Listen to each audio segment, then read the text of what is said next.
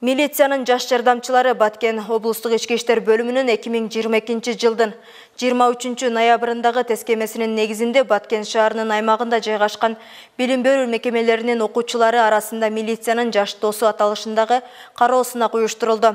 Анда окуучулар коомдук тартипти жана жол эрежелерин туура сактоо боюнча мелдешти.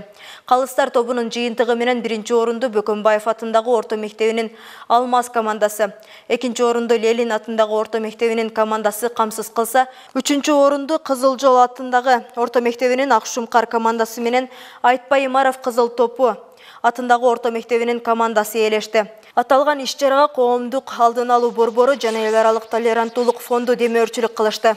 Азыркы кароо сынак шаар аймагында коомдук коопсуздуктун жана кылмыштуулукка каршы күрөшүү боюнча именно жаштардын ролун өзгөчө белгилеп келет. Андыктан бул дагы иш-чаралар, бул коомдук тартип жана профилактикалык кылмыштуулуктардын алдын алуу иш-чараларын күчөтөт деп ойлойм. Мындай иш-чаралар азыр кызуу жүрүп атат. Ар бир команда даярдык өздөрүнүн даярдыгын көргөзүп, мындан аркы облустук деңгээлде